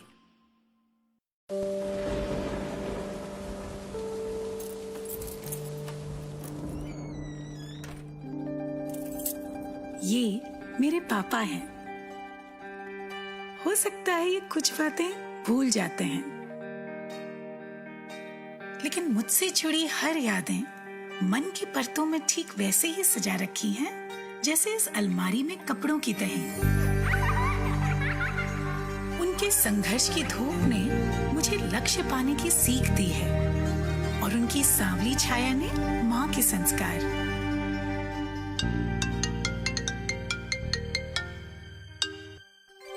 प्रणाम पापा। जीते रहो। आज तो हाँ पता है, आज आपके लिए बहुत स्पेशल दिन है। आज मैं आपको बहुत मिस कर रही हूँ पापा। इतिहास में ऐसा पहली बार हो रहा है जब लेफ्टिनेंट के परिवार वाले पासिंग आउट परेड का हिस्सा नहीं बन पाए, लेकिन कोरोना काल में 130 करोड़ भारतीय उनसे यही कहना चाहते हैं, विजयी भव। पापा कहते हैं कि संभव की सीमा जानने के लिए असंभव से आगे निकलना पड़ता है और योद्धा वही है जिसके मन में गौरवशाली परंपराओं के लिए सम्मान हो और जिसके कंधों पर अपने देश का अभिमान हो। Ladies and gentleman, lieutenant Anjali Kumar. Zee News, परंपरा संस्कारों की।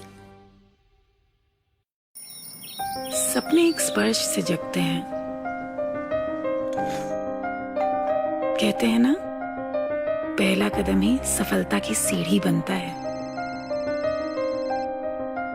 Yes, I know. How can I forget that? अरे दिव्या, कितना टाइम लगेगा यार? मम्मा मेरा होमवर्क। अरे बहू, पूजा की थाली। परिवार की आशाएं बेड़ियां बनेंगी या पंख, चुनना आपको है। समय की धड़कन नहीं बदलती, समय के साथ हम बदलते हैं।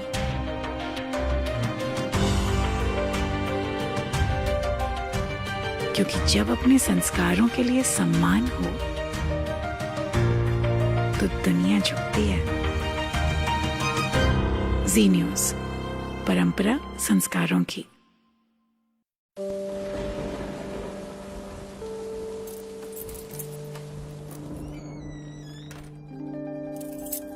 ये मेरे पापा हैं। हो सकता है ये कुछ बातें भूल जाते हैं, लेकिन मुझसे जुड़ी हर यादें मन की परतों में ठीक वैसे ही सजा रखी हैं जैसे इस अलमारी में कपड़ों की तरह। उनके संघर्ष की धूप ने मुझे लक्ष्य पाने की सीख दी है और उनकी सांवली छाया ने माँ के संस्कार।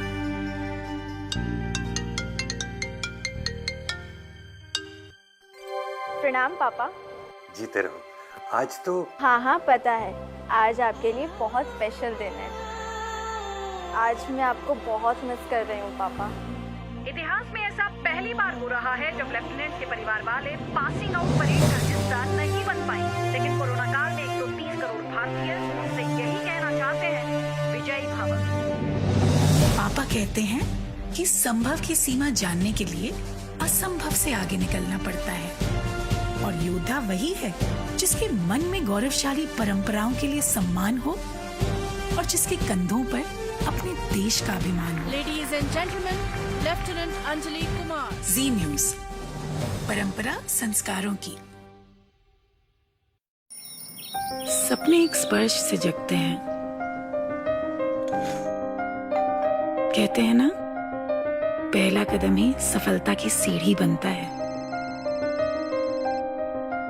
Yes, I know. How can I forget that? अरे दिव्या, कितना टाइम लगेगा यार? मम्मा मेरा होमवर्क। अरे बहू, पूजा की थाली। परिवार की आशाएं बेड़ियां बनेंगी या पंख, चुनना आपको है। समय की धड़कन नहीं बदलती, समय के साथ हम बदलते हैं।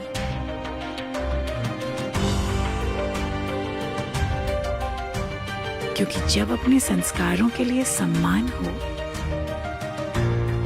तो दुनिया झुकती है। जी न्यूज, परंपरा संस्कारों की।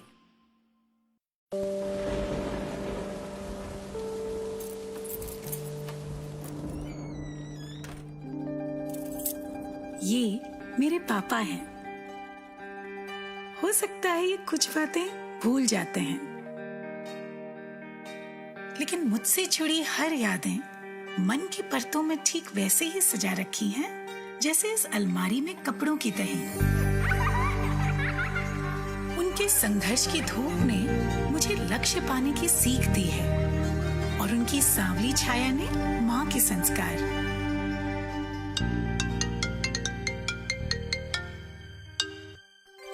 प्रणाम पापा। जीते रहो। आज तो हाँ पता है, आज आपके लिए बहुत स्पेशल दिन है। आज मैं आपको बहुत मिस कर रही हूँ पापा। इतिहास में ऐसा पहली बार हो रहा है जब लेफ्टिनेंट के परिवार वाले पासिंग आउट परेड का हिस्सा नहीं बन पाए, लेकिन कोरोना काल में 130 करोड़ भारतीय उनसे यही कहना चाहते हैं, विजयी भव। पापा कहते हैं कि संभव की सीमा जानने के लिए असंभव से आगे निकलना पड़ता है, और योद्धा वही है जिसके मन में गौरवशाली परंपराओं के लिए सम्मान हो और जिसके कंधों पर अपने देश का अभिमान हो। Ladies and gentleman, lieutenant Anjali Kumar. Zee News, परंपरा संस्कारों की। सपने एक स्पर्श से जगते हैं। कहते हैं ना, पहला कदम ही सफलता की सीढ़ी बनता है।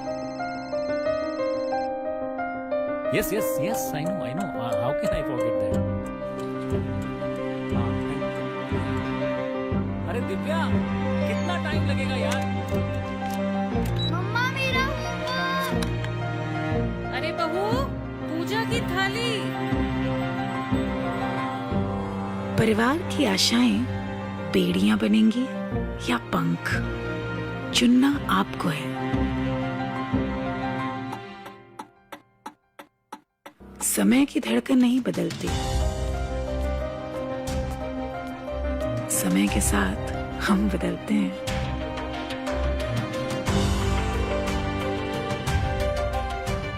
क्योंकि जब अपने संस्कारों के लिए सम्मान हो तो दुनिया झुकती है। जी न्यूज, परंपरा संस्कारों की।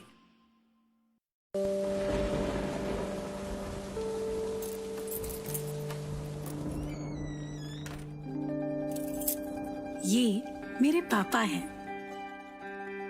हो सकता है ये कुछ बातें भूल जाते हैं, लेकिन मुझसे जुड़ी हर यादें मन की परतों में ठीक वैसे ही सजा रखी हैं जैसे इस अलमारी में कपड़ों की तह। उनके संघर्ष की धूप ने मुझे लक्ष्य पाने की सीख दी है और उनकी सांवली छाया ने माँ के संस्कार।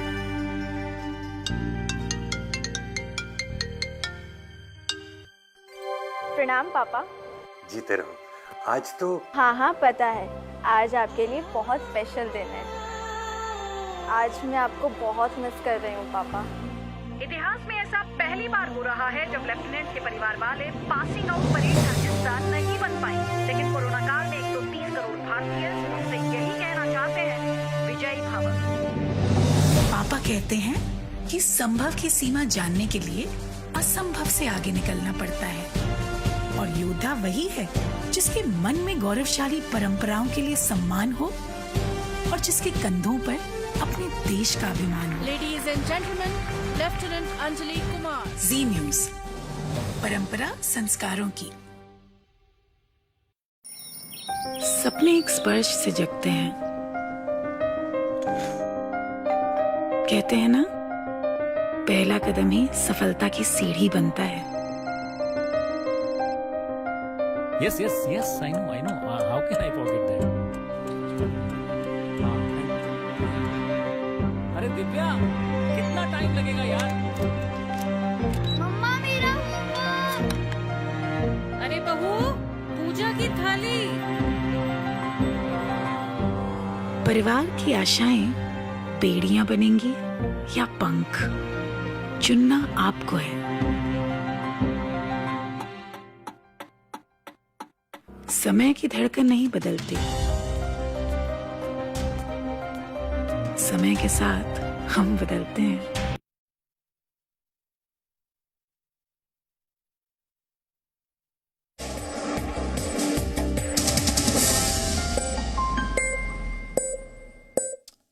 और अब आखिर में देखते हैं कि आज के इतिहास में क्या लिखा है। वर्ष 1708 में आज ही के दिन सिखों के 10वें गुरु गुरु गोविंद सिंह महाराष्ट्र के नांदेड़ में शहीद हुए थे। मुगल सैनिकों ने धोखे से उन पर हमला किया था, जिसमें वो बुरी तरह घायल हो गए थे।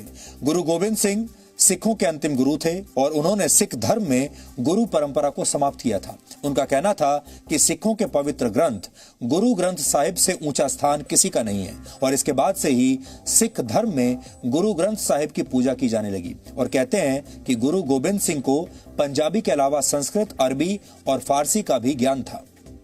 वर्ष 1914 में आज ही के दिन उत्तर प्रदेश के फैजाबाद में मशहूर गजल गायिका बेगम अख्तर का जन्म हुआ था। उन्हें मलिका-ए गजल के नाम से भी जाना जाता है। बेगम अख्तर ने अपनी पहली परफॉर्मेंस 15 वर्ष की उम्र में दी थी।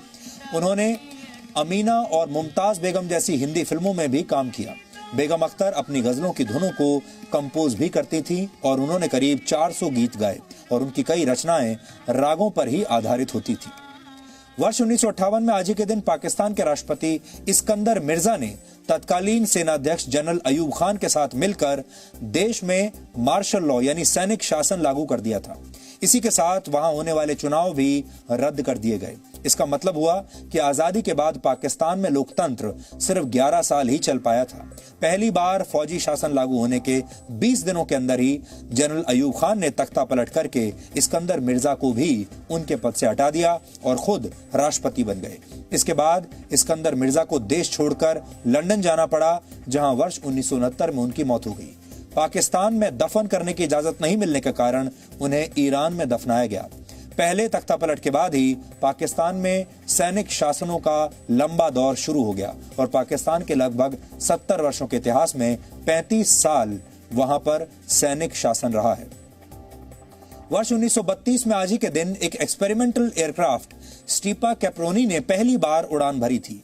88 वर्ष बाद आज 2020 में हम आपको उसी विमान का ये शानदार वीडियो दिखा रहे हैं। इस एयरक्राफ्ट के ढांचे में ही एक इंजन और प्रोपेलर लगा हुआ था। अनोखे डिजाइन की वजह से इस एयरक्राफ्ट को लैंडिंग के लिए बहुत छोटे रनवे की जरूरत होती थी। इस एयरक्राफ्ट का आविष्कार इटली के एक एरोनॉटिकल इंजीनियर लुइजी स्टिपा ने किया था। कई विशेषज्ञों के मुताबिक आगे चलकर इसी डिजाइन ने जेट इंजन के विकास को भी प्रभावित किया था। हालांकि तब इटली की एयरफोर्स ने इस एयरक्राफ्ट के निर्माण में कोई दिलचस्पी नहीं दिखाई थी। और वर्ष 1959 में आज ही के दिन सोवियत संघ के अंतरिक्ष यान लूना 3 ने चंद्रमा की पहली दुर्लभ तस्वीरें भेजी थी। लूना 3 ने चंद्रमा की उस सतह की तस्वीरें भेजी थी जो पृथ्वी से आमतौर पर बहुत कम ही दिखाई देती है। इसलिए इस सतह को the dark side of the moon भी कहा जाता है। लगभग 40 मिनटों में लूना 3 ने चंद्रमा के इस छिपे हुए हिस्से की 29 तस्वीरें ली थी, जो इस समय आपकी स्क्रीन पर है। तो डीएनए में आज इतना ही। अब आपसे हमारी मुलाकात होगी कल रात 9 बजे। तब तक आप खुश रहिए, सुरक्षित रहिए, स्वस्थ रहिए। और गुरु गोविंद सिंह ने कहा था कि मनुष्य को ना तो किसी को डराना चाहिए और ना ही खुद किसी से डरना चाहिए। नमस्कार।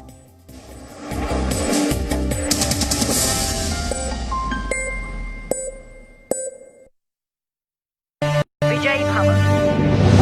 पापा कहते हैं कि संभव की सीमा जानने के लिए असंभव से आगे निकलना पड़ता है, और योद्धा वही है